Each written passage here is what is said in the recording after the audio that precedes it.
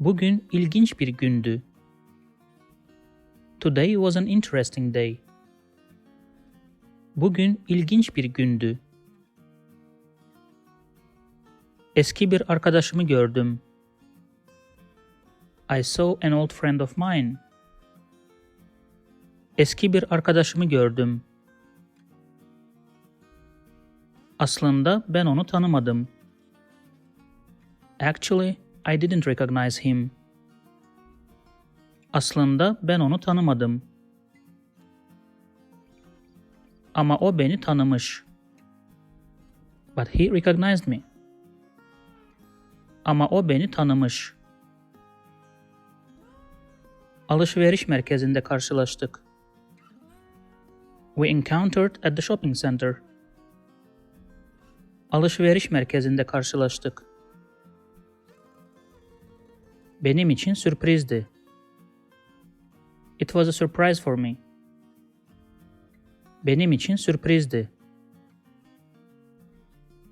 Acelesi vardı. Fazla konuşamadık.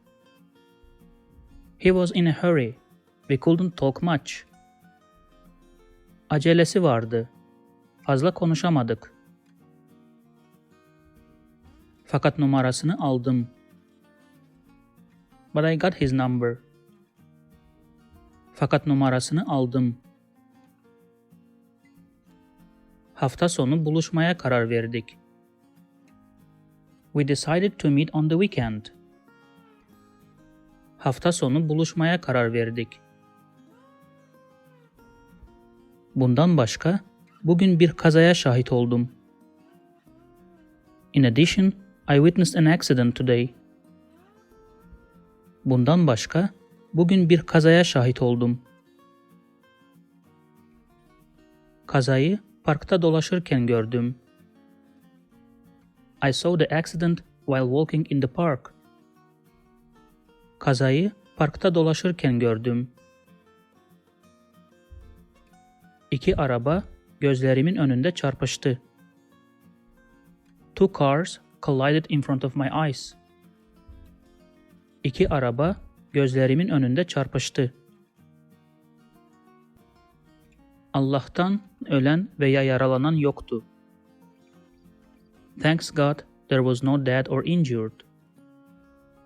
Allah'tan ölen veya yaralanan yoktu. Son olarak, bugün para kaybettim. Last, I lost money today. Son olarak, bugün para kaybettim. Ama fazla üzülmedim. But I didn't sadden much. Ama fazla üzülmedim. Çünkü büyük miktar değildi. Because it was not a big amount. Çünkü büyük miktar değildi. Başka olaylar da oldu. There were other events too. Başka olaylar da oldu. Fakat bunları anlatmaya karar verdim.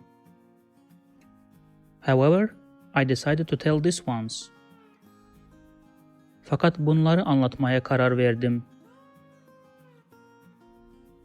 Merak ediyorum. Yarın ne olacak? I wonder what will happen tomorrow. Merak ediyorum.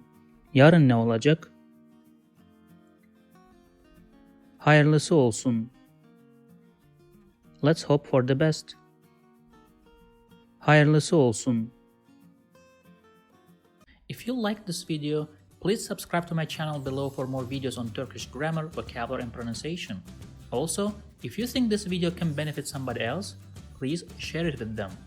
Last, if you have any comment or request, please provide your feedback in the comment section below, and I'll do my best to respond as soon as possible.